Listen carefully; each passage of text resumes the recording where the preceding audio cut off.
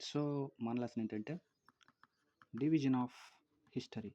So అప్పట్లో హిస్టరీని ఎలా divide చేశారు అంటే మనకి ఏ టైంలో ఎలా తెలుస్తుంది, మనం ఇప్పుడు ఏ టైం లైన్లో ఉన్నాం, ఎప్పుడు ఏది జరిగింది అని తెలియాలంటే మనకి సపోజ్ ఒక టైం 100 సంవత్సరాలు తీసుకున్నాం అనుకో. ఒక 100 సంవత్సరాలు తీసుకుంటే అందులో కొన్ని ఇంపార్టెంట్ పార్ట్స్ ఉంటాయి. అంటే సపోజ్ మనం 1900 టు 2000 ఇయర్ తీసుకున్నాం. సో దీంట్లో కొన్ని ఇంపార్టెంట్ పార్ట్స్ ఉన్నాయి. ఏమిటివి? 1947 ఇండియాకి స్వాతంత్రం వచ్చింది, 1950 కాన్స్టిట్యూషన్ వచ్చింది. సో అలా కొన్ని పార్ట్లు మనం డివైడ్ చేసుకున్నాం. సో అలా హిస్టరీని కొన్ని రకాలుగా డివైడ్ చేశారు. అప్పుడు అవి చూద్దాం. అవి ఏందయ్యా అంటే ఏన్షియంట్ హిస్టరీ. ఎప్పటి నుంచి ఎప్పుడు దాకా అంటే 7th సెంచరీ దాకా, 7th సెంచరీ ఏడి అన్నో డొమిని, 7th సెంచరీ ఏడి దాకా ఏన్షియంట్. మిడివల్ హిస్టరీ అంటే ఎప్పటి నుంచి 7th సెంచరీ అంటే 7th దాటిపోయింది కదా, 8th century to 18th century, 8th century to 18th century medieval. ఇంకా మిగిలింది ఏంటిది? Modern history. So modern history ఎప్పటి నుంచి? 18th దాకా. 18th నుంచి ఇప్పుడు నడుస్తుంది, మనం మోడర్న్ హిస్టరీలో ఉన్నాం. సో ఏన్షియంట్ హిస్టరీ ఏమో 7th దాకా, 7th సెంచరీ ఏడి అంటే బీసీ నుంచి 7th సెంచరీ దాకా ఏన్షియంట్ హిస్టరీ. ఇప్పుడు 8th నుంచి 18th దాకా medieval history. So modern history ఏమో 18th నుంచి ఇప్పుడు నడుస్తూ ఉంది మోడర్న్ హిస్టరీ. సో ఇప్పుడు ఒక్కొక్కటి కూడా చూద్దాం. సంవత్సరం గల కాలమానం మనం తీసుకుంటే ఇక్కడ 0 సంవత్సరం మనం ఆధారంగా తీసుకుంటాం. ఎందుకు? జీసస్ క్రైస్ట్ బర్న్ హిస్టరీయే చెప్తుంది. సో ఈ జీరోనే మనం జీసస్ పుట్టిందిగా తీసుకుంటాం. సో ఎప్పుడు తీసుకుంటాం? ఆఫ్టర్ క్రైస్ట్, యేసు పుట్టిన తర్వాత, ఏసీఆర్ ఏడి. కొంతమంది ఆఫ్టర్ కామన్ ఎరా అంటారు. సో ఏసీఆర్ ఏడి అంటే అన్నో డామిని, ఇది ఏసీ, ఇది బీసీ, బిఫోర్ క్రైస్ట్. 0 ఇట్లా సంవత్సరాలు ఎలా వస్తాయి అంటే ఇక్కడ 2000 సంవత్సరం ఉందనుకో, ఇక్కడ 1000. ఎందుకు? ఇట్లా సంవత్సరాలు దిగుతూ ఉంటాయి. కొంతమంది అంటారు రాజు 567 నుంచి 531 దాకా పరిపాలించాడు అని. అప్పుడు మనం ఏం తెలుసుకోవాలి? ఇది బీసీ కాలం అని తెలుసుకోవాలి. ఎందుకు? బీసీ కాలంలో సంవత్సరాలు దిగుతాయి, పెద్ద వాల్యూ నుంచి 0కి రావాలి, అప్పుడే కదా 0కి వచ్చేది. సో ఇటు నుంచి వాల్యూస్ పెరుగుతాయి, 0, 1, 2, 3. ఇక్కడ ఎట్లా పరిపాలించాడు అంటే అటు చెప్తాం 1947 టు 2001 అలా పరిపాలించాడని చెప్తాం. సో ఇది ఆఫ్టర్ క్రైస్ట్, ఇది బిఫోర్ క్రైస్ట్. మధ్యలో ఉంది జీసస్. 0 సంవత్సరంలో జీసస్ పుడతాడు. జీసస్ పుట్టిన సంవత్సరాన్ని 0 సంవత్సరం అన్నాం. సో కాలానికి బేస్ యేసు, జీసస్ అని ఇలా ఇక్కడ ఉంది. బర్త్ ఆఫ్ జీసస్ క్రైస్ట్ అని ఉంది. సో ఇప్పుడు చూద్దాం. సెంచురీ అనే పదం మనకు కావాలి. సెంచురీ అంటే 100 సంవత్సరాలు. ఇప్పుడు 10th సెంచరీ అన్నాం అనుకో, 10th సెంచరీ అంటే 9 to 10th, దీన్ని మాత్రం అంటాం మనం 9th century to 10th century. అంటే 900 to 1000, ఇది 9th సెంచరీ అంటే. ఇప్పుడు 11th సెంచరీ అంటే 1000 to 1100, ఇలా సెంచరీని ఎలా గుర్తుపెట్టుకోవాలి మనం. సో ఇప్పుడు కొన్ని ఎలా డివైడ్ అయినాయి, అసలు ఎలా హిస్టరీ డివైడ్ అయ్యిందో చూద్దాం. సో ఇప్పుడు ఏన్షియంట్ హిస్టరీ చూసుకుందాం. ఏన్షియంట్ హిస్టరీ మనకి హిస్టరీ దొరకాలంటే మనకు 2 రకాలుగా దొరికింది. ఒకటి ఆర్కియాలజీ, వస్తు శాఖ. అంటే దాన్ని ఏమంటాం? వస్తువులు, వాటి ద్వారా మనం కొంత గుర్తుపట్టగలం. ఎలా? భూమిలో తవ్వకాలు జరపడం వల్ల ఆర్కియాలజీ సిస్టమ్ మనం డెవలప్ చేసుకున్నాం. ఆర్కియాలజీ వల్ల మనకేం తెలిసింది? అది జస్ట్ ఉందో లేదో తెలియదు, వాళ్ళు వాడేవాళ్ళు అని మాత్రమే మనకు తెలిసింది. హైపోథెటికల్ అంటే ఊహాచరిత్రంగా మనకు తెలిసింది, ఇలా ఉండేవాళ్ళు, ఇలా వాడేవాళ్ళు అని ఆర్కియాలజీ చెప్పింది. కానీ ఇక్కడ ఇంకోటి వచ్చింది, హిస్టరీ అంటే ప్రూఫ్ ఖచ్చితంగా ఉంది. ఎలా? శాసనాల ద్వారా, ఇన్స్క్రిప్షన్స్, రాక్ ఇన్స్క్రిప్షన్స్ ఉన్నాయి కదా, అశోకుడు రాక్ ఇన్స్క్రిప్షన్స్, ఇంకోటి సముద్రగుప్త ప్రయాగ్ ప్రశస్తి ఇన్స్క్రిప్షన్స్ అలా ఉండడం వల్ల సో వాటి మీద రాసిన లిపి మనకు ఆ ప్రూఫ్ ఉంది కాబట్టి హిస్టరీ. ఈ రెండింటి వల్ల ఏన్షియంట్ హిస్టరీ మన హిస్టరీ మనం తెలుసుకోగలుగుతున్నాం. ఆర్కియాలజీ అంటే ఎవిడెన్సెస్ ఉండదు, వాళ్ళేమో ఇలా కొండలు యూజ్ చేశారు అని అర్థమయ్యిద్ది. హిస్టరీ పర్ఫెక్ట్గా మనకు తెలిసి ఉంటుంది. ఎందుకు? ఆల్రెడీ రాక్ ఇన్స్క్రిప్షన్స్ ఉన్నాయి. ఇక్కడ ఎవిడెన్సెస్ ఏం లేవు, కానీ రిటర్న్ డాక్యుమెంట్స్ ఏం లేవు. ఇక్కడ నాకు రిటర్న్ డాక్యుమెంట్స్ ఉన్నాయి. ఏమంటే రిటర్న్ డాక్యుమెంట్స్ ఇన్స్క్రిప్షన్సే. శాసనాల మీద కొత్త కొత్త లిపులతో చెక్కేవాళ్ళు. ఐబీసీలో వాడే లిపి ఏంటి? బుస్టోఫెడాన్. సర్పలేఖనం అంటారు. ఇలా పాములా ఉంటుంది. అంటే ఇటు నుంచి మొదలు పెడతారు, ఇక్కడ నుంచి ఇక్కడ రైట్ టు లెఫ్ట్ రాస్తారు, మళ్ళీ లెఫ్ట్ టు రైట్ రాస్తారు, రైట్ టు లెఫ్ట్ రాస్తారు, ఇలా ఉంటుంది. బుస్టోఫెడాన్ అది వన్ ఆఫ్ ద లిపి. దీంట్లో అది హిస్టరీ ఉందని మనం చెప్పేది. So first archaeology first president Alexander Cunningham. So ఇప్పుడు వీటిని ఎలా డివైడ్ చేస్తారో చూద్దాం. ఈ హిస్టరీని ఇప్పుడు మనం డివైడ్ చేసుకున్నాం. ఎలా? Stone age, copper age, bronze age అని. ఇప్పుడు చూద్దాం. సో ఈ ఏన్షియంట్ ఏజ్ని ఎలా డివైడ్ చేసాం? ఏన్షియంట్ ఏజ్ని 3 భాగాలు డివైడ్ చేసాం. ఎలా? Stone age, copper age, bronze age. Okay, దీనికి కొన్ని పేర్లు కూడా ఉన్నాయి. ఎందుకు దీని పేర్లు? ఎందుకంటే యూజ్ ఆఫ్ స్టోన్స్. ఇక్కడ స్టోన్స్ యూజెస్ ఎక్కువ ఉంది. పనిముట్లు కానీ, వేటకు కానీ వీళ్ళు స్టోన్స్ ఎక్కువ వాడుకునే వాళ్ళు. ఇక్కడ కొంచెం ఇంప్రూవ్ అయ్యారు. కాపర్, ఒక మెటల్ దగ్గరికి ఇక్కడ వచ్చారు. Copper age, use of copper ఎక్కువ. ఇక్కడ కాపర్ చాలా ఎక్కువ. ఇక్కడ యూజ్ ఆఫ్ బ్రాంజ్ అంటే ఏంటంటే ఒక ఎల్లాయ్, 2 మెటల్స్ కలిపితే వచ్చేదాన్ని ఎల్లాయ్ అంటాం. ఇప్పుడు సపోజ్ కొంతమంది గోల్డ్ చైన్ చేయించుకుందాం అనుకుంటారు. గోల్డ్ చైన్లో 100% గోల్డ్ అస్సలు ఉండదు, దానికి కాపర్ కలుపుతారు. ఎందుకు? 100% ఉన్నా దెబ్బ అయిపోద్ది. 100% ఉండదు గోల్డ్ చైన్ మొత్తంలో. 95% ఉందనుకోండి, మేబీ ఆ 5% కాపర్ ఉంటుంది. ఖచ్చితంగా కల్తీ ఉండాలి, ఎందుకంటే అప్పుడే అది నిలబడుద్ది చైన్. లేదంటే విడిపోద్ది అంటే పీసులు వచ్చేస్తుంది. సో అలాగే అది బ్రాంజ్ అంటే ఏంటి? ఎల్లాయ్. ఒక మెటల్ని ఇంకో మెటల్ని కలిపితే వచ్చేదే ఎల్లాయ్. సో అలా బ్రాంజ్ ఏజ్ ఇలా విడిపోయింది, బ్రాంజ్ ఏజ్. సో దీన్ని మనం ఏమంటామంటే ప్రో హిస్టరీ, అంటే ప్రీ హిస్టరీ ఏజ్. హిస్టరీ కంటే ముందు ఉన్న ఏజ్ ప్రీ హిస్టరీ ఏజ్. దీన్ని ప్రోటో హిస్టరీ ఏజ్. బ్రాంజ్ ఏజ్లో ఏముంది? ఐవీసీ, ఇండస్ వ్యాలీ సివిలైజేషన్ ఉంది. డైరెక్ట్ క్వశ్చన్ అడుగుతాడు, ఏంటి? Indus valley civilisation related to which age? Bronze age అంటారు, లేదా ప్రోటో హిస్టారీ ఏజ్ అని చెప్తాం. సో ఇప్పుడు ఒక్కొక్కటి డిస్కస్ చేద్దాం. స్టోన్ ఏజ్ అంటే అర్థం ఏంటి? ఎక్కువ రాళ్ళు వాడని అర్థం. రాతి యుగం, తెలుగులో రాతి యుగం. సో ఎక్కువ రాళ్ళు, పనిముట్లు ఎక్కువ వాడేవాళ్ళని ఉంది. దీంట్లో కూడా కొన్ని టాపిక్స్ ఉంటాయి, అంటే కొన్ని సబ్ టాపిక్స్ ఉన్నాయి. ఏంటి అంటే ప్యాలియోలిథిక్, మెసోలిథిక్, నియోలిథిక్. లిత్ అంటే రాయి, ప్యాలియో అంటే ఓల్డ్, మెసో అంటే మిడిల్, నియో అంటే న్యూ. ప్యాలియోలిథిక్ ఓల్డ్ ఏజ్ అంటే ఓల్డ్ స్టోన్ ఏజ్ అని. మెసోలిథిక్ అంటే middle stone age. Neolithic new stone age. Lithic అంటే రాయి. లిథోస్పియర్ అంటే రాళ్ళకు సంబంధించింది. లిథిక్ రాయి. సో అట్లా గుర్తుపెట్టుకోవాలి. Palaeolithic 5 lakh BC to 10,000 BC. 5 lakh BC to 10,000 BC వెనక్కి వస్తాయి. సో వెనక నుంచి ముందుకు వస్తాయి బీసీ అంటే, అంతే కదా. సో ఇప్పుడు ఇది 9,000. Okay, 9,000 to 7,000 BC. ఇది 7,000 to 1000 BC. 7,000 to 1000 BC. So ఇవి palaeolithic, mesolithic, neolithic. 5 lakh BC to 10,000. ఇది 9,000 టు 7,000. ఇది 7,000 to 1000. Palaeolithic, mesolithic, neolithic age. So ఇప్పుడు సబ్ టాపిక్స్ ప్యాలియోలిథిక్లోనే మాత్రం ఏమంటాయి? మిడిల్ ఉంటాయి. సో ఈ ప్యాలియోలిథిక్లో ఏమేమి జరిగినాయి, మెసోలిథిక్లో ఏమేమి జరిగినాయి, నియోలిథిక్లో ఏమేమి జరిగినాయి తెలుసుకుంటే మనకు సబ్జెక్ట్ అయిపోద్ది. ఎందుకు? Already covered proto history age. So ఇప్పుడు చూద్దాం. సరే, ఈ ప్యాలియోలిథిక్లో 3 ఉన్నాయి. మళ్ళీ ఎందుకు నేను బాధపడక్కర్లా, చూద్దాం. Palaeolithic, lower Palaeolithic, middle Palaeolithic, upper Palaeolithic. So ఇది ఎప్పటి నుంచి ఎప్పుడు దాకా అని చెప్పుకున్నాం? ఇది ఎప్పుడు దాకా టోటల్ 5 lakh టు 10,000 BC కదా. సో వీటిలో ఇప్పుడు సబ్ పార్ట్స్ ఉంటాయి. సో 5 lakh టు 50,000 వరకు ఈ లోయర్, 5 lakh టు 50,000 BC వరకు ఈ లోయర్ ఏజ్. ఇది మిడిల్ ఏజ్ ఎప్పుడు వరకు అంటే 50,000 టు 40,000. సో ఇది ఇంకా 40,000 టు 10,000. సరిపోయింది కదా. 50,000, 5 lakh టు 10,000 BC దాకా ప్యాలియోలిథిక్ ఏజ్. సో వాటిలో early, middle, upper. Early Palaeolithic age, middle Palaeolithic age, upper Palaeolithic age. So ఇలా ఉన్నాయి. సో దీంట్లో కొన్ని సైట్స్ ఉన్నాయి. ఎందుకు? అప్పుడు ఆర్కియాలజీగా చేసింది, అది ఇంపార్టెంట్ మనకి. ఏన్షియంట్ హిస్టరీలో వాళ్ళు మెయిన్గా మనం వాడింది ఏంటి? Archaeology history. సో అప్పట్లో ఆర్కియాలజీ చేశారు కాబట్టి ఎక్కువ ఆర్కియాలజిస్ట్ ఉండేవాళ్ళు. ఆర్కియాలజిస్ట్ అంటే ఏంటి? భూములను తవ్వకాలను బట్టి సో, అప్పుడు వాళ్ళు ఎప్పుడు వాడేవాళ్ళు, ఎలాంటి వాడేవాళ్ళని.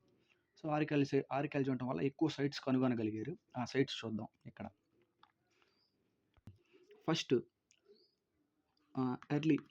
ఎర్లీ పాలియోలిథిక్‌లో ఏం చేశారో చూద్దాం. సోహన్ వ్యాలీ ఎక్కడుంది అంటే పంజాబ్. 2 బేలన్ వ్యాలీ ఉత్తరప్రదేశ్. కేవ్స్ కూడా ఉంటుంది. బేలన్ కేవ్స్ లొకేటెడ్ ఇన్ అని అడుగుతాడు. ఎక్కడ చెప్పాలి? యూపీ అని చెప్పాలి. దాని తర్వాత దిద్వానా రాజస్థాన్.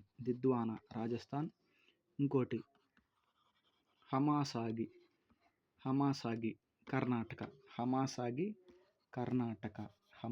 కర్ణాటక. సో ఇవాళ ఉండేవి.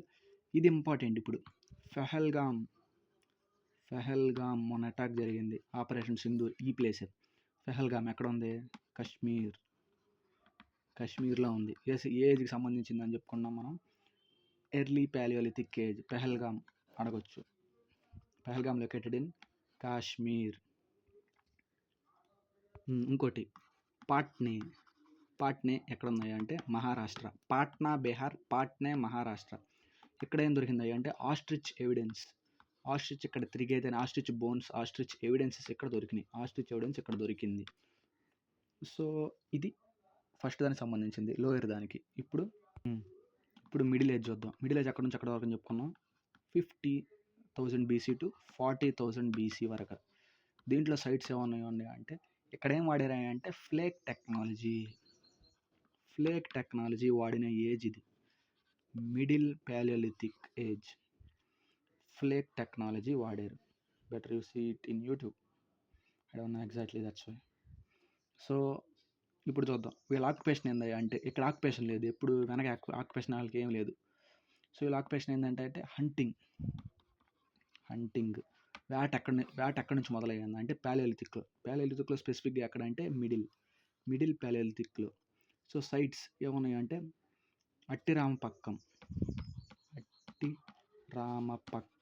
ఉంది ఇక్కడ పాలియోలిథిక్ సైట్. అట్టిరామపక్కం అనే సైట్ ఎక్కడ ఉంది? దేనికి సంబంధించింది ఏంటంటే మిడిల్ పాలియోలిథిక్ ఏజ్కి సంబంధించింది. ఇప్పుడు అప్పర్ పాలియోలిథిక్ ఏజ్కి చూద్దాం.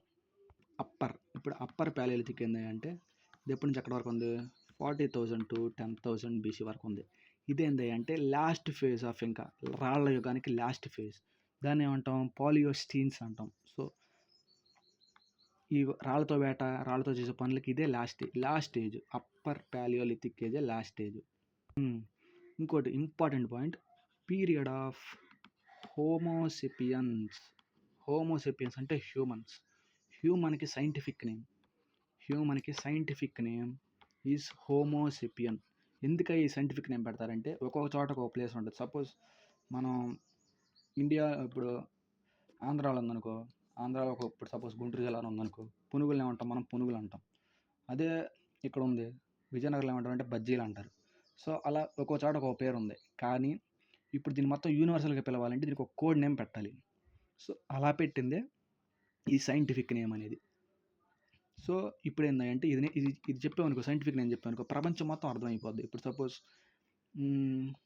ఇది ఉంది ఏంటిది? లయన్ ఉంది. లయన్ అంటే ఏమని తెలుసు మనకి? సింహం అని తెలుసు. లయన్ అంటే ఇంగ్లీష్ వచ్చినోడికి మాత్రమే తెలుసు. కానీ చదువుకున్నాడు సపోజ్ ఇప్పుడు ఏ రాజ్యానికైనా అంటే సపోజ్ ఏ స్టేట్కైనా వెళ్ళి దాని సైంటిఫిక్ నేమ్ కనుక చెప్తే అది అందరికి అర్థమైపోయింది. దాని సైంటిఫిక్ నేమ్ ఏంటి అంటే ప్యాంతారా లియో అనే పేరు. అలా సైంటిఫిక్ నేమ్ ఎందుకు పెడతారంటే ప్రపంచం మొత్తం తెలియడానికి. ఆ కోడ్ అదొక కోడ్. సైంటిఫిక్ నేమ్ అనేది ఒక కోడ్. అది వింటే అందరికి అర్థమైపోద్ది. అది సైంటిఫిక్ నేమ్ అంటే అందరికి అర్థం అవ్వాలని దాంతో సైంటిఫిక్ నేమ్ పెట్టారు. సో అలా హ్యూమన్కి ఏంది అంటే హోమోసేపియన్స్ ఇంపార్టెంట్. ఎందుకంటే హోమోసేపియన్స్ పీరియడ్ ఎప్పుడు స్టార్ట్ అయింది అని అడుగుతాడు. అప్పర్ పాలియోలిథిక్ ఏజ్లో స్టార్ట్ అయింది homo sapiens age upper palaeolithic. So అది దీని గురించి. ఇక్కడ ఉన్న సైట్స్ ఏంది అంటే చాలా important. Bhimbetka caves located in Madhya Pradesh. Bhimbetka caves located in which states అని అడుగుతాడు. చాలా ఇంపార్టెంట్. మధ్యప్రదేశ్లో ఉన్నాయి. సో ఇవి దీని గురించి సంబంధించింది. ఓకే, ఈ భీంబెక్తా కేవ్స్ని ఎవడే కనుక్కుందంటే విఎస్ వాంకర్ అయిన ఆయన కనుక్కున్నాడు. దీంట్లో ఒక పెయింటింగ్ ఉంది. సో ఈ భీంబెక్తా కేవ్స్లో ఏముంది అంటే సో ఆది మానవులు ఉన్నారు కదా, వాళ్ళు చెక్కుకున్నారు, వేటకెళ్తున్నట్టు చెక్కుకున్నారు.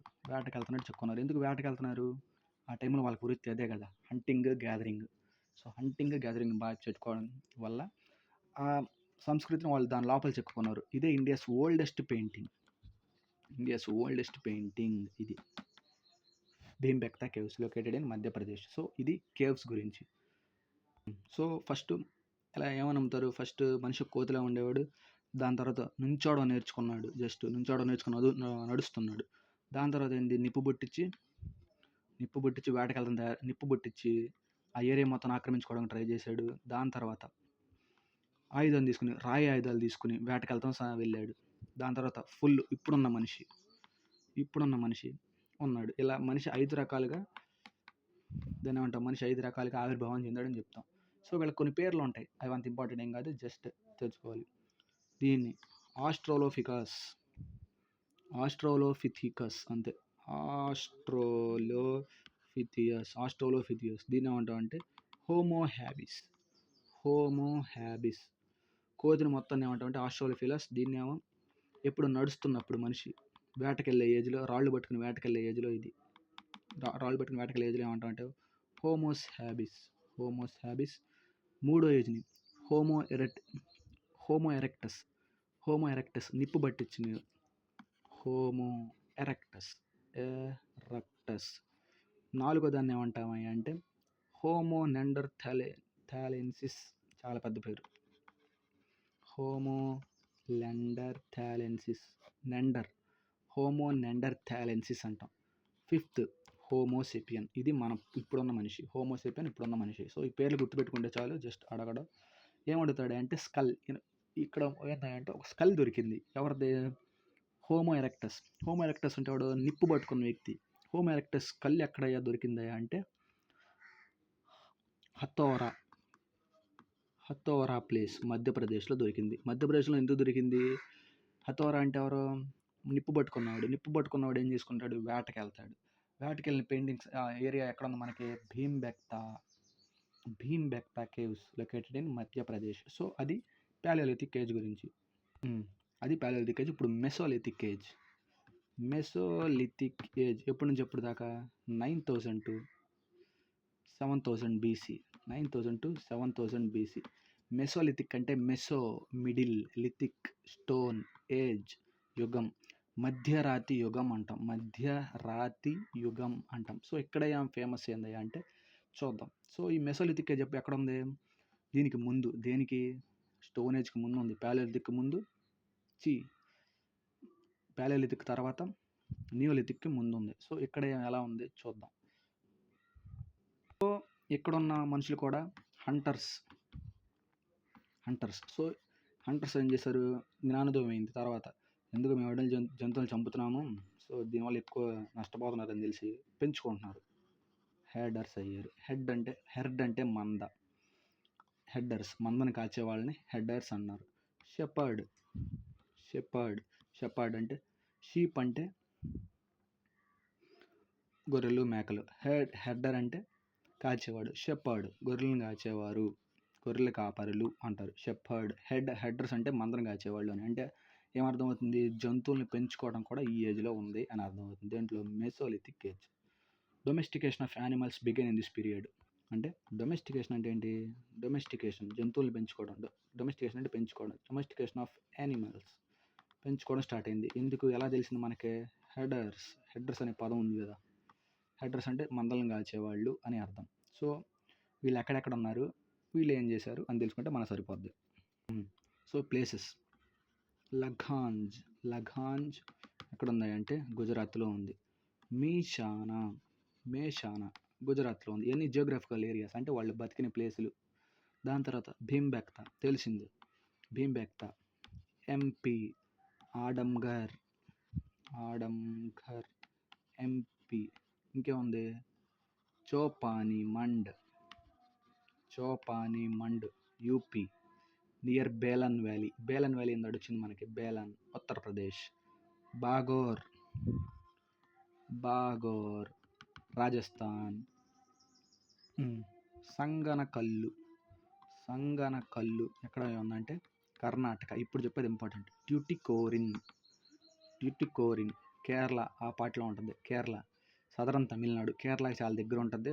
తమిళనాడుకి ఇలా కట్ ఉంది కదా భారతదేశాన్ని, ఇటు పక్క తమిళనాడు, ఇటు పక్కల కేరళ, ఇటు పక్క తమిళనాడు ఇక్కడ ఉంటుంది కరెక్ట్గా ట్యుటికోరిన్ పోర్ట్. ఇప్పుడు పోర్ట్ కూడా ఉంది ట్యుటికోరిన్ పోర్ట్, అందుకనే మేబీ అడగొచ్చు అనుకున్నాను. Tuticorin related to which age? Mesolithic age. ఇక్కడ వీళ్ళు ఏం చేసేవాళ్ళు అంటే చిన్న చిన్న రాళ్ళు కూడా వదిలేసేవాళ్ళు, కొన్ని చిన్న చిన్న రాళ్ళు ఆ ఏజ్లో దొరికిన రాళ్ళు ఉన్నాయి కదా అలా వదిలేసేవాళ్ళు కొన్ని. చాలా వాటిని ఏమంటామంటే మైక్రోలిత్, చిన్న రాళ్ళని మైక్రోలిత్ అంటాం, పెద్ద రాళ్ళని మెగాలిత్ అంటాం. లిత్ రాయి, మెగా పెద్ద, మైక్రో చిన్న, మైక్రోలిత్ మెగాలిత్. సో అలా ఉంటుంది. ఇది మెసోలిథిక్ ఏజ్ చాలా చిన్నదే. ఇప్పుడు నియోలిథిక్ ఏజ్ చెప్పుకుందాం. ఈ నియోలిథిక్ ఏజ్ కొంచెం చాలా పెద్ద టాపిక్. ఎందుకంటే ఇప్పుడు మోడర్న్ హిస్టరీ మొత్తం అంటే దాన్ని ఏమంటాం ఏన్షియంట్ హిస్టరీ మొత్తం అప్డేట్ అవుతున్న ఏజ్ కదా. సో హంటింగ్లో ఉన్నారు, హెడ్స్ దగ్గరకు వచ్చారు. సో ఇప్పుడు పెరుగుతుంది కొంచెం. ఎందుకు వాళ్ళు ట్రెడిషన్స్ తెలుసుకున్నారు. సో పాటరీ వచ్చింది, పాటరీ ఇన్స్టిట్యూట్స్ చేసుకున్నారు. అంటే పాటరీ అంటే ఎందుకు? వస్తువులను స్టోర్ చేసుకోవడానికి అని అర్థం. వస్తువులను స్టోర్ చేసుకోవడానికి పాటరీ పెంచుకున్నారు కదా. సో ఇది ఇంపార్టెంట్ ఇప్పుడు. సో ఇక్కడ ఏం చేశారంటే స్టోన్స్ ఉన్నాయి కదా, పాలిష్డ్ స్టోన్స్ వాడారు. Polished stones were stones used in here. Polished ఎప్పుడు ఫస్ట్ ఇది ఎప్పుడు మొదలైందా అంటే 7000 to 1000 BC అప్పుడు వచ్చింది. సో ఇప్పుడు ఏం చేసేవాళ్ళు, ఇంకా కుర్రోళ్ళు హంటింగ్ హెడ్డింగ్ కాదు, ఇంకా మాకు ఇంకా ఫుడ్ కావాలని చెప్పి అగ్రికల్చర్ స్టార్ట్ చేశారు. పంటలు వేస్తున్నారు, పంట బాగా వచ్చింది. వాళ్ళు ఎలా స్టోర్ చేసుకోవాలో తెలియట్లే. అప్పుడే తయారు చేసుకున్నారు ఈ పాటరీ వచ్చింది. ఇంకా సో ఈ పాటరీ వచ్చిన కాడి నుంచి ఈ పాటరీ ఎందుకు ఫస్ట్ వాడారయ్యా అంటే వాళ్ళ గ్రెయిన్ స్టోర్ చేసుకోవడానికి, వాళ్ళు వచ్చిన పంటని స్టోర్ చేసుకొని, సో ముందు చూపుకి స్టోర్ చేసుకుని ఎక్సెస్ గ్రెయిన్స్ని స్టోర్ చేసుకోవడానికి ఈ పాటరీ వాడారు. సో తర్వాత ఇంకా ఐవీసీ వాళ్ళు దీన్ని ఎలా వాడారు? సో వాళ్ళ బిడ్డలు చనిపోతే అంటే ఇన్ఫాంట్ మోర్టాలిటీ రేట్ అని ఒకటి ఉంటుంది, ఇప్పుడు ఉంది ఇన్ఫాంట్ మోర్టాలిటీ రేట్, శిశు మరణాలు అని. అప్పట్లో శిశు మరణాలు చాలా ఎక్కువ కాబట్టి వాళ్ళు ఏం చేసేవాళ్ళు అంటే అప్పుడు మదర్ గాడెస్ ఉంది కదా ఐవీసీలో, సో ఆమెకు పూజించేవాళ్ళు. ఎందుకు? పుట్టే బిడ్డ చచ్చిపోయేవాడు, అమ్మ చచ్చిపోయేది ఇద్దరు. సో ఆ బిడ్డను ఇట్లా కొండలో పెట్టేసి అమ్మ పక్కన పెట్టి పూడ్చిపెట్టేసేవాళ్ళు. సో ఇలా ఎందుకు పెట్టేవాళ్ళు అంటే ఈసారి పుట్టే బిడ్డ కనీసం మంచిగా బతికపడతారని, ఇద్దరు బాగా బతుకుతారని ఈ అమ్మ తల్లి అనే గాడ్ని పూజించేవాడు, మదర్ గాడెస్. అందుకే మదర్ గాడెస్ ఎక్కువ ఆ టైంలో ఫేమస్. సో ఐఎంఎఫ్ అంటే ఇంటర్నేషనల్ మోర్టాలిటీ ఫండ్ లేదా ఇన్ఫాంట్ మోర్టాలిటీ ఫండ్ ఏదో ఉంటుంది, అది సంబంధించింది. సో శిశు మరణాలు అని ఒకటి ఉంటుంది, infant mortality rate not fund, infant mortality rate ఇది. సో ఎలా బతుకుతున్నారు పిల్లలు? ఇన్ఫాంట్ అంటే శిశువులు, మోర్టాలిటీ అంటే బతకడం, మరణం, రేట్ అంటే ఎంత బతుకుతున్నారు, ఎంత తగ్గుతున్నారు అని. సో అప్పట్లో ఎక్కువ ఉండేది, అప్పట్లో కొందరు అలా కూడా వాడారు అని ఇప్పుడు చెప్తున్నా. ఇప్పుడు నెక్స్ట్, సో వీళ్ళు ఏం చేసుకునేవాళ్ళు, ఇంకా అలా పంటలు వేసుకునేవాళ్ళు, అమ్ముకునేవాళ్ళు, మొత్తం ధాన్యాలు వేసుకునే బాగానే ఉంది. సో వాళ్ళకప్పుడు ఇంకా డబ్బులు కూడా పెంచుకునేవారు. డబ్బులతో పాటు ప్రాపర్టీని బాగా ఇంప్రూవ్ చేసుకునేవాళ్ళు. వీళ్ళకి ప్రాపర్టీస్ కూడా ఎక్కడి నుంచో ప్రాపర్టీస్ ఉండటం మొదలైనవి. ప్రాపర్టీస్ ఉండటం ఇక్కడి నుంచే మొదలైంది. సో ఇప్పుడు ఇంకా సైట్స్, ఇంకేంటి వీళ్ళు ఎక్కడెక్కడ బాగా బతికారు, సో వీళ్ళ సైట్స్ ఎలా ఉన్నాయి అవి చూద్దాం. మెహర్గఢ్ సైట్స్లో మెహర్గఢ్ చాలా important. Oldest neolithic site in India అడుగుతాడు. Oldest neolithic site in Indian sub continent ఇప్పుడు ఎక్కడయ్యా ఉందంటే ఇది పాకిస్తాన్లో ఉంది.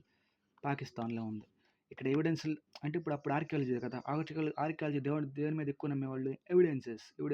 ఏమేమి ఎవిడెన్స్ ఉన్నాయి అంటే హౌస్, క్రాప్స్లో కూడా వీట్, బార్లీ, కాటన్ ఏమంటారని చెప్పుకున్నాం, వైట్ గోల్డ్ని కాటన్ అంటాం. మరి బ్లాక్ గోల్డ్ ఏంది అంటే పెట్రోలియం, బ్లాక్ గోల్డ్ పెట్రోలియం. ఇప్పుడు ఇంకోటి చూద్దాం, కాశ్మీర్ వ్యాలీలో. ఇప్పుడు కాశ్మీర్లో ఏముందని చెప్పుకున్నాం కదా, పహల్గామ్. సో కాశ్మీర్లో బుర్జాహోమ్ అనే ప్లేస్, గుఫ్కాల్ అనే ప్లేస్ కూడా ఉన్నాయి, గుఫ్కాల్. సో ఈ బుర్జాహోమ్లో డొమెస్టిక్ డాగ్స్ వాళ్ళ ఓనర్స్తో పాటు పాతబెట్టబడే అని కూడా ఉంది. ఓనర్స్తో పాటు పాతబెట్టబడే ఆచారం ఇక్కడ ఉంది. ఎక్కడ తీసుకున్నాం, ఎక్కడ నియోలిథిక్ ఏజ్లో బుర్జోహాంలో. సో దాని తర్వాత ఇక్కడ ఈ గుఫ్కాల్ అని ఉందిగా, గుఫ్కాల్ అనే ఏరియాలో కొండలు ఎక్కువ బాగా తయారు చేసుకునేవాళ్ళు. కొండలు లేదా టూల్స్ ఎక్కువ మేడ్ చేసుకునేవాళ్ళు. లేదా పాటర్స్ అంటే ఏంటి, ఎవడైతే బాగా కొండలు చేస్తాడో వాళ్ళని పాటర్స్ అంటాం. సో వాళ్ళు ఎక్కువ ఉండేవాళ్ళు ఎక్కడ, దాన్ని ఏమంటాం, కేవ్ ఆఫ్ పాటర్స్ అంటాం, కేవ్ ఆఫ్ పాటర్స్. సో ఇంకా అగ్రికల్చర్ ఎక్కువ ఉండేది, డొమెస్టికేషన్ చాలా ఎక్కువ ఉండేది ఇక్కడ కాశ్మీర్లో, బుర్జాహాంలో, గుఫ్కాల్లో. ఇంకా బీహార్లో చిరాంద్ అనే ప్లేస్లో ఉంది. బీహార్లో చిరాంద్ అనే ప్లేస్లో టూల్స్ ఎక్కువ తయారు చేసుకునేవాళ్ళు. కర్ణాటకలో ఏమున్నాయి ఎందాడ, సంగనకల్లు, బ్రహ్మగిరి, మస్కీ ఎక్కడ అన్నట్టు ఉంది. మస్కీ, ఇన్స్క్రిప్షన్, దేవనాం ప్రియ, అశోక నేమ్, కృష్ణ, ఇంకెక్కడ పిక్కిహాలి, హల్లూర్ ఇన్స్క్రిప్షన్ కాదు, హల్లూర్ ప్లేస్. దాని తర్వాత ఉత్తరప్రదేశ్లో ఇప్పుడు యూపీలో ఏమున్నాయి, కోలీధ్వా అని. కోలీధ్వా ఎక్కడేం దొరికింది అంటే రైస్ కల్టివేషన్ చేసినట్టు దొరికింది. ఇలాంటి పంటలు వచ్చినప్పుడు మనం గుర్తుపెట్టుకోవాలి. వీటి ఎక్కడ దొరికింది, ఇందాడ గుఫ్కాల్ ఆ ఏరియాలో దొరికింది. సో రైస్ కల్టివేషన్ ఎక్కడ దొరికిందని చెప్పుకున్నాం. సో ఇంకా ఆంధ్రప్రదేశ్లో కూడా దొరికినాయండి చాలా, అవి చూద్దాం. ఆంధ్రప్రదేశ్లో న్యూలిథిక్ సైట్స్, అరౌండ్ భీమా అంటే ఏంటి, ట్రిబ్యూటరీ దేనికి, కృష్ణాకి. భీమా, తుంగభద్ర ట్రిబ్యూటరీ, కృష్ణ. సో బుద్దిగల్, ఉట్నూర్, నాగార్జునకొండ ఈ ఏరియాస్లో బాగా ఎక్కువ దొరికినాయి ఆంధ్రాలో. ఇంకా తమిళనాడులో ఎక్కడ దొరికిందంటే పియాంపాలి అంటే కావేరి అంటే ఏంటి, రివర్. పియాంపాలి అంటే కావేరి రివర్ దగ్గర ఈ సైట్స్ ఉన్నాయి. ఏ సైట్స్, న్యూలిథిక్ సైట్స్. ఇప్పుడు చెప్పుకుందాం ఇంకా గారో హిల్స్ దగ్గర. ఇవి చాలా important. Garo hills located, Garo tribe కూడా ఉంది, ఆదిమ జాతి ట్రైబ్ అంటే. Garo hills located in which state, Meghalaya. Garos located in Meghalaya. ఆ పక్కన ఉన్న స్టేట్స్లో కూడా ఉంటారు. గారోస్ అంటే ట్రైబ్స్, ఆదిమ జాతులు. అవి స్టాక్ జీకేలా వస్తాయి. సో ఇంకా ఎక్కడ ఏమున్నాయంటే క్యాటల్ హయూక్ అనే ప్లేస్. ఇదేంటిది, ఫస్ట్ హ్యూమన్ ప్రోటోసిటీ అంటే ఏంటిది, సిటీస్ ఎక్కువ కనపడిన ప్రాంతం ఎలాంటిది. సో ఇంకో ఏజ్ కూడా ఉంది, చాల్కోలిథిక్ అంటే ఏంటిది, చాల్కోలిథిక్ ఏజ్ కూడా ఉంది. చాల్కోలిథిక్ ఏజ్లో ఉంది. ఎందుకు చాల్కోలిథిక్ మనకు చాలా ఇంపార్టెంట్, కాపర్ ఏజ్. ఎందుకు, ఐబీసీ వాళ్ళు వాడారు. కానీ ఐబీసీ ఉంది దేంట్లో ఉంది, బ్రాంజ్ ఏజ్లో ఉంది. బ్రాంజ్ ఏజ్ అంటే ప్రోటోహిస్టారిక్ ఏజ్. సో ఈ చాల్కో అంటే ఏంటి, ఇప్పుడు కాపర్. లిథిక్ అంటే స్టోన్. కాపర్ ఏజ్ గురించి కొంచెం డిస్కస్ చేద్దాం. ఇక్కడ నుంచి మనం తెలుసుకోవాల్సింది, first metal to be discovered by Indians ఏంటది, కాపరే. ఐబీసీ మొత్తం వాడింది కాపరే. ఐబీసీ వాళ్ళకి తెలియని మెటల్ ఐరన్ మెటల్ తెలియదు. సో టైం పీరియడ్ ఎప్పుడయ్యా అంటే 3500 to 1000 బీసీ. ఆల్రెడీ ఇక్కడ ఉంది కదా, 7000 to 1000 బీసీలోనే కలిసిపోయింది. 7000 to 1000 ఏంటిది, నియోలిథిక్. దీంట్లోనే ఈ చాల్కోలిథిక్ ఏజ్ కలిసిపోయి ఉంది అని అర్థం. సో ఇది ఎక్కడెక్కడ ఉండేవాళ్ళు అంటే రూరల్ కమ్యూనిటీస్లో ఉండేవాళ్ళు. అదే ఐబీసీ అయితే టోటల్గా urban Indus valley civilisation. So అది మెసోలిథిక్ ఏజ్ గురించి, చాల్కోలిథిక్ ఏజ్ గురించి. సో దీంట్లో కూడా సైట్స్ ఉన్నాయి. సో వీళ్ళ కల్చర్ ఎలా ఉంది చూద్దాం.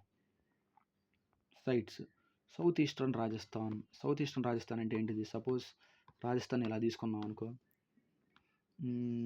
South, north, east, west. So రాజస్థాన్లో ఇలా ఉండేది. రాజస్థాన్ మొత్తం ఈ ప్లేస్ ఇటువైపు ఉండే ప్లేస్లో ఈ సైట్లో ఉన్నాయి. ఈ ప్లేస్లో ఇటువైపు ఉండే ప్లేస్ ఎందుకు, సౌత్ ఈస్టర్న్ రాజస్థాన్ ఇటే కదా. సౌత్ ఈస్టర్న్ రాజస్థాన్లో ఈ సైట్స్ ఉన్నాయి. ఈ సైట్స్ చాల్కోలిథిక్ సైట్స్. అవి ఏందయ్యా అంటే అహార్ అండ్ గ్లండ్ సైట్స్. ఇంకేమున్నాయి, ఇంకా ఈస్టర్న్ ఇండియా అంటే ఇటుపక్క ఈస్టర్న్ ఇండియా అంటే ఇటుపక్క ఏమున్నాయి అంటే గంగా దగ్గర చిరాంద్ అనే ప్లేస్లో ఒకటి ఉంది. ఇంకోటి ఏంటిది, బుర్ద్వాన్ అనే ప్లేస్లో ఈ సైట్స్ ఉన్నాయి. ఏ సైట్స్, చాల్కోలిథిక్ సైట్స్. ఇప్పుడు మధ్యప్రదేశ్ చూద్దాం. మధ్యప్రదేశ్ దగ్గర మాల్వా ప్లాట్యూ ఉంది. మాల్వా ప్లాట్యూ దగ్గర ఇవన్నీ. Malwa plateau located in Madhya Pradesh. So ఇంకెక్కడ వెస్ట్రన్ మహారాష్ట్ర ఇలా ఉంటుంది కదా, వెస్ట్రన్ ఈ సైడ్ ఉంటుంది. ఇది మహారాష్ట్ర అనుకుంటే వెస్ట్రన్ ఈ సైడ్స్. వెస్ట్రన్ మహారాష్ట్ర ఏమున్నాయి? జోర్వే అంటే జోర్వే అండ్ పర్వారా అని ఒకటి ఉంది. దాని తర్వాత సవాల్డా తప్తి రివర్ దగ్గర ఉన్నాయి. సో ఇవి సైట్స్. సో ఇప్పుడు వీళ్ళు ఆ జోర్వే కల్చర్ అని ఒకటి స్టార్ట్ అయింది కదా, ఎక్కడ జోర్వే కల్చర్? వెస్ట్రన్ మహారాష్ట్రలో జోర్వే స్టార్ట్ అయింది. సో దాని గురించి కొంచెం డిస్కస్ చేద్దాం. సో ఈ జోర్వే కల్చర్ ఎక్కడెక్కడ ఉందంటే నేవాసా,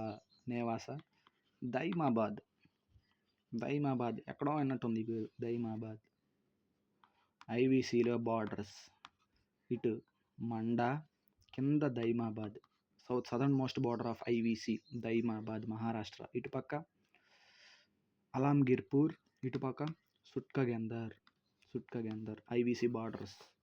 ఓకే, దైమాబాద్ దీంట్లో లార్జెస్ట్ సైట్, దేంట్లో జోర్వే కల్చర్లో. ఇంకా చందోలి,